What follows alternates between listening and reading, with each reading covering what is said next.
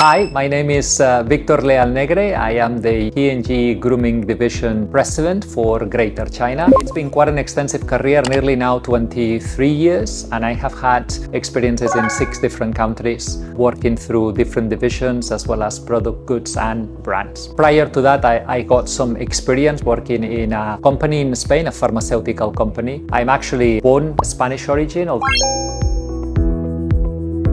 You just need to try. I was actually very excited about the opportunity of going to a campus event where P&G came to run some interviews. And when I interacted to the people from P&G, I got a very, very good impression from them. It attracted me to want to know more about the company and more about the brands and the business that they had. I learned that it was a sizable company that offered lots of opportunities in many different countries and lots of opportunities for growth and development. So that's why I'm still in P&G.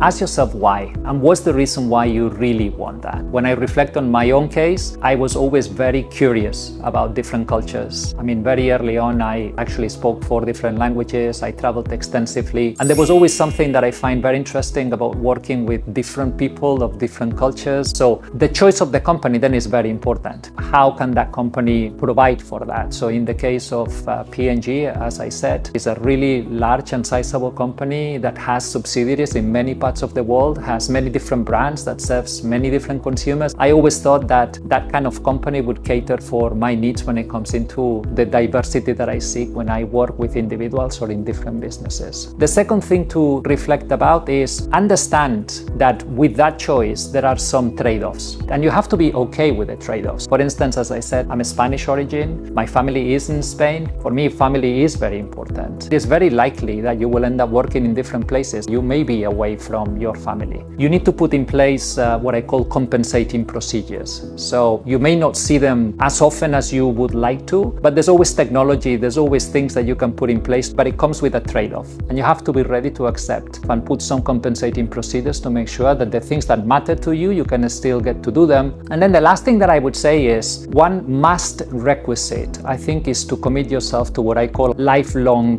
learning. The world changes very, very fast. When you really work in an international environment, you really have to be extremely adaptive and ready to do these 3 things. Learn lots of things, unlearn lots of things, and then relearn new things. And many people say that the currency of the leaders of tomorrow is the learning agility. And it's because the type of jobs that we have today, they are very unlikely that they are going to be there tomorrow.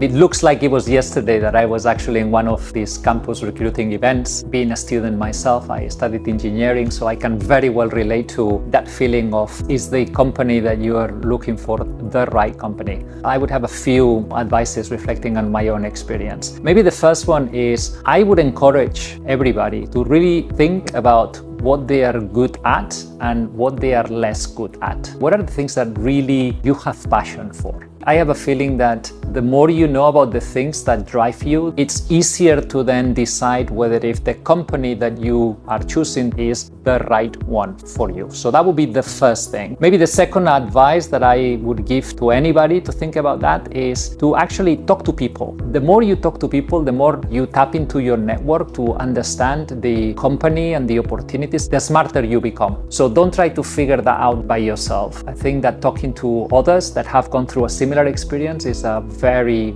useful thing. Maybe the third thing to talk about is, I think it's always good to have an objective. What really is your medium-term objective and your maybe long-term objective? And what I mean by objective, I mean a goal, a personal goal. In my case, it wasn't about the money or the status. I really wanted to learn. And I am somebody that is incredibly driven by learning new things. I get bored very, very easily. I wanted to make sure that I went into a company that offered me opportunities for really learning and growth and development. And then as a consequence of doing that, yes, the rest of the things come, whether if it's money, promotion, or a status. The fourth advice that I would give would be, don't try to micromanage it. I think it would be good to decide what is the end in mind and what your starting point is, and then how you get there, I think is very likely to change. So try to be agile and try to react to the situations as they come, because I don't think that there's always a right solution. I think you should always consider what is really the worst thing that can happen if you give it a try, and what it really